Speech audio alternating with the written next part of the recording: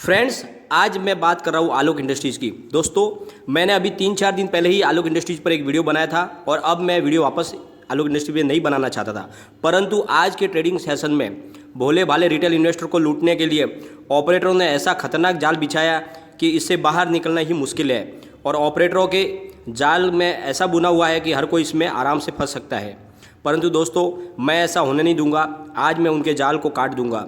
दोस्तों, जब से आलोक इंडस्ट्रीज़ का क्वार्टर रिजल्ट आया है, यह ऑपरेटर ग्रुप सक्रिय हो गया है। अपने मंसूबों को पूरा करने के लिए काफ़ी दिन से क्वार्टर रिजल्ट को दिखा दिखा के आम इन्वेस्टर को इतना डरा दिया है कि वो किसी भी कीमत पर स्टॉक को बेचकर बाहर निकलना चाहते हैं, क्योंकि उनके दिमाग में यह बात फिट कर दी गई है कि इस कंपनी का कोई भविष्य नहीं है और स्टॉक का कभी भी 10 का नीचे का लेवल आ जाएगा। और इसी वातावरण का फ़ायदा उठाते हुए पूरी तैयारी कर ली गई है। लेकिन मेरी आपसे विनती है कि आप उनके जाल में न फंसे। तो मैं आपको इस वीडियो में आपको ऑपरेटर का वो पूरा खेल समझाऊंगा, क्योंकि फ़िलहाल आलोक इंडस्ट्रीज़ का स्टॉक ऑपरेटर के हाथ की कठपुतली बन गया है और वो जैसे चाहे ऐसे वैसे ही इसे नचा सकते हैं। तो दोस्तों, इसके लिए पूरा वीडियो देखें, स्किप ना करें, क्योंकि अगर आप स्किप करोगे तो जो काम की बात है वो निकल जाएगी और पूरा वीडियो आपको समझ में ही नहीं आएगा और इससे आपको लॉस होने की संभावना हो जाती है। दोस्तों, इसलिए पूरा वीडियो देखें ताकि पूरी एक एक चीज़ आपको बारीकी से समझ में आ जाए। लेकिन उससे पहले दोस्तों, अगर आप पहली बार मेरे चैनल पे आए तो चैनल को सब्सक्राइब कर दीजिए, एक बेल आइकन को दबा दीजिए ताकि जब भी नया वीडियो बनाऊँ पहला नोटिफिकेशन आपको मिले। और दोस्तों, वीडियो पसंद आए तो लाइक शेयर जरूर कीजिए। चलो दोस्तों, वीडियो स्टार्ट करते हैं। मैं हूँ आपका दोस्त SB दवे और मेरे चैनल ऑनलाइन कमाई में आपका बहुत बहुत स्वागत है। फ्रेंड्स, आज आलोक इंडस्ट्रीज़ का स्टॉक 24.50 पर करीब 5% डाउन पर लोअर सर्किट पर ही ओपन हुआ। फिर कुछ देर के बाद लोअर सर्किट खुला और स्टॉक 25.75 के हाई पर गया और फिर कुछ ही समय में फिर से लोअर सर्किट लग गया। फिलहाल दोस्तों, ट्रेडिंग शुरू है जब मैं ये वीडियो बना रहा हूँ। अभी जब मैं वीडियो बना रहा हूँ तब करीब दोस्तों 12 साढ़े 12 बजे का वक्त है और स्टॉक अभी फ़िलहाल लोअर सर्किट पर ही है। दोस्तों, बहुत से व्यूअर को शिकायत रहती है कि मैं आप वीडियो सिर्फ तभी बनाते हैं जब अपर सर्किट लगता है। तो मैं उन दोस्तों को से कहना चाहता हूँ कि ऐसा कुछ भी नहीं है। मैं वीडियो तभी बनाता हूँ जब कोई बड़ी हलचल स्टॉक में होती है या कोई गुड या बैड न्यूज आती है। और आज भी बहुत बड़ी हलचल स्टॉक में अंदर हुई है, जिसको समझने के लिए हमें आज इस दिन की जो ट्रेडिंग है, आज की जो ट्रेडिंग है उसको एनालिसिस करना होगा। दोस्तों, आज लोअर सर्किट के बावजूद भी BSE में करीब 94,68,159 शेयरों की ट्रेडिंग हुई और उसमें से भी करीब दोस्तों 49,13,028 जितनी भारी मात्रा में डिलीवरी उठाई गई, जो कुल ट्रेड का दोस्तों 51.89% है। बहुत कम समय के अंदर दोस्तों जमकर ट्रेडिंग हुई और ज़बरदस्त मात्रा में डिलीवरी उठाई गई। अब बात करते दोस्तों NSE, तो NSE में करीब 4,73,51,583 जितने भारी वॉल्यूम में ट्रेडिंग हुई और उसमें भी करीब दोस्तों करीब 33.16% की डिलीवरी उठाई गई, यानी जो कुल ट्रेड हुआ दोस्तों उसकी 33.16% की डिलीवरी उठाई गई, यानी दोनों एक्सचेंज में जमकर माल उठाया गया। इतनी भारी मात्रा में ट्रेडिंग हुई कि वॉल्यूम के मामले में स्टॉक दोस्तों 12:45 के करीब तीसरे नंबर पर था और उससे पहले सुबह तो दूसरे पे चला गया था दोस्तों, लेकिन अभी करीब 12:45 का वक्त है। इस टाइम में स्टॉक वॉल्यूम के मामले में पूरे एक्सचेंज के अंदर दोस्तों तीसरे नंबर पे चल रहा है, यानी आप सोच लो कितना बड़े वॉल्यूम में कामकाज हुआ, जबकि स्टॉक में लोअर सर्किट लगा हुआ है। दोस्तों, अब इसके अंदर जो सारा जो खेल छुपा है, इसी ऑपरेटर का जो खेल है वो इसी के अंदर छुपा हुआ है। एक तरफ तो दोस्तों पैनिक क्रिएट किया जा रहा है, कंपनी को लेकर ज़बरदस्त नेगेटिव न्यूज़ फैलाई जा रही है ताकि आम इन्वेस्टर नुकसान करके भी अपना माल बेच दे और ये लोग सारा माल उठा ले। ये खेल काफ़ी दिन से चल रहा है, परंतु आज इन्होंने खुलकर लूटपाट मचाई है, क्योंकि उन्हें पता है कि अब बहुत ज़्यादा दिन तक स्टॉक लोअर सर्किट में रहने वाला नहीं है। इसलिए जल्दी से जल्दी वो माल उठाना चाहते हैं और सारा माल जब इनके पास आ जाएगा तब ये स्टॉक में अपर सर्किट लगा देंगे, क्योंकि फ़िलहाल तो स्टॉक इनके हाथ में एक कठपुतली की तरह ही खेल रहा है।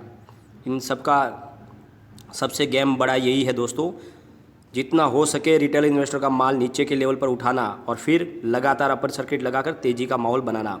और जब स्टॉक वापस ऊपर चला जाएगा तो हम जैसे भोले भाले इन्वेस्टर फिर से उनके बातों में आकर वही माल खरीद लेते हैं जो हम लॉस बुक करके नीचे बेच चुके थे पहले। तो दोस्तों, मैं आपको स्पष्ट रूप से कह देता हूँ, बहुत जल्द इसमें फिर से अपर सर्किट का दौर शुरू हो जाएगा। इसलिए इन ऑपरेटर की चाल में फंसकर किसी भी हालत में लॉस बुक ना करें, थोड़ा सा धैर्य बनाए रखें। यह स्टॉक फिर से ऊपर जाएगा क्योंकि कंपनी का कामकाज बिल्कुल सही दिशा में चल रहा है। कंपनी आगे प्रॉफिट में आ जाएगी क्योंकि कंपनी ने अपने पुराने सारे झंझट से लगभग छुटकारा पा लिया है। और दोस्तों, इस रिजल्ट को देखकर आपको मायूस होना नहीं चाहिए। नए प्रमोटर यानी जेएम फाइनेंशियल एसेट और रिलायंस इंडस्ट्रीज ने अभी शुरुआत की है। इनके कामकाज करने के प्रभाव, इनके तरीकों को अगले क्वार्टर में हम जांच सकते हैं क्योंकि फ़िलहाल ये तो इनकी भी शुरुआत है। दोस्तों, नए प्रमोटरों ने कंपनी को फिर से खड़ा करने के लिए अपनी कंपनी में बहुत बड़े एक्सपीरियंस लोग जो पहले से रिलायंस और जेएम फाइनेंशियल में सेवा दे चुके हैं, उनकी एक प्रोफेशनल लोगों की एक टीम तैयार की है और इनकी अपॉइंटमेंट इस कंपनी में की है। तो आप समझ लो, आने वाले वक्त में कंपनी का ग्रोथ और प्रॉफिट दोनों ही अच्छी तरीके से बढ़ने वाले हैं। दोस्तों, यह कंपनी हमें इतना प्रॉफिट दिलाएगी कि आप सपने में भी नहीं सोच सकते। दोस्तों, मैंने पिछले वीडियो में ही क्लियर किया था कि कंपनी पीपी किट का निर्माण सिर्फ सिलवासा की फैक्ट्री में कर रही है, पूरे भारत में नहीं। इसलिए सिर्फ एक फैक्ट्री के निर्माण कार्य शुरू होने से पूरी कंपनी प्रॉफिट में नहीं आ सकती। कुछ व्यूवर्स ने दोस्तों कमेंट करके कहा था कि सारी कंपनियां तो बंद है तो उनका खर्च कैसे आएगा। तो दोस्तों, मैं आपकी जानकारी के लिए बता दूं, फैक्ट्री बंद होने के बावजूद भी वहां के मजदूरों की सैलरी, गवर्नमेंट टैक्स, बिजली पानी का बिल वगैरह सब कुछ चलता ही रहता है और वो कंपनी को चुकाना ही पड़ता है। तो इस तरह से पूरे भारत की जो कंपनियां हैं वो बंद थी, उसके बावजूद भी उनका जो खर्च है वो चल रहा था। और इसीलिए जो कोविड-19 की वजह से आलोक इंडस्ट्रीज़ की पूरे भारत की जो फैक्ट्रियाँ थी वो तो बंद थी और इनका जो लॉस है इसी वजह से बढ़ता गया, वरना इसी क्वार्टर में कंपनी लगभग प्रॉफिट में आ जाती।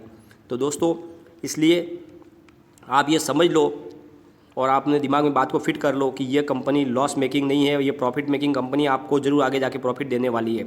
क्योंकि दोस्तों, आने वाले वक्त में टेक्सटाइल इंडस्ट्रीज़ में तेज़ी आने वाली है क्योंकि चाइना की जो सारी कंपनियां हैं वो यहाँ पे आने वाली है और जो उनके ऑर्डर हैं इनको आराम से मिलेंगे। और आलोक इंडस्ट्रीज पहले से विदेशों में अपना कामकाज कर रही है तो उनके पास एक्सपीरियंस भी है, तो उनको बाहर के एक्सपोर्ट के बहुत सारे ऑर्डर मिलने वाले हैं जिससे कंपनी को फ़ायदा होगा। तो आप ये बेफिक्र हो जाइए, इसमें कंपनी में लॉस की कोई संभावना नहीं है। आपको बस धैर्य रखे, इसमें इन्वेस्टमेंट करके रखना है। और दोस्तों, एक बात का और ध्यान रखिए, मुकेश अंबानी की कोई भी कंपनी लॉस में नहीं चलती है। एक बार मुकेश अंबानी ने उस कंपनी को टेक ओवर कर लिया तो समझ लो वो कंपनी सोना बन गई है। तो आपको बस इसी बात पे ध्यान रखना है और अपने इन्वेस्टमेंट को डगमगाना नहीं है, बस इसमें बने रहे। आने वाले वक्त में आपको अच्छा खासा बहुत प्रॉफिट मिलने वाला है दोस्तों। लेकिन दोस्तों, कोई भी इन्वेस्टमेंट करने से पहले अपने फाइनेंशियल एडवाइज़र से एडवाइस ले ले, उसके बाद में इन्वेस्टमेंट करें, क्योंकि मैंने वीडियो आपके एजुकेशनल पर्पज़ के लिए ही बनाया। फ्रेंड्स, हमारे में से बहुत सारे लोग अभी सिर्फ स्टॉक मार्केट के बारे में जानकारी ले रहे हैं या उनके बारे में सीख रहे हैं और उन्होंने अभी तक डीमेट और ट्रेडिंग अकाउंट नहीं खोला हुआ है। तो अगर आपको डीमेट और ट्रेडिंग अकाउंट खोलना है तो आप मेरी डिस्क्रिप्शन में जो लिंक दी गई है वहाँ पे जाके क्लिक करके सारी जानकारी ले सकते हैं। एलिस ब्लू के बारे में मैंने वहाँ पे जानकारी दी है, आपको बिल्कुल जीरो चार्ज में यानी फ्री ऑफ कॉस्ट में आपको दोस्तों वहाँ पे अकाउंट डीमेट और ट्रेडिंग खुल जाएगा और आप वहाँ पे अच्छे तरीके से अपना ट्रेडिंग कामकाज कर सकते हैं। और उसकी जो भी जानकारी है वहाँ पे जाके आप लिंक पे जाके एक बार चेक कर ले, उसके बाद में आप अपना अकाउंट खोलें। थैंक यू दोस्तों।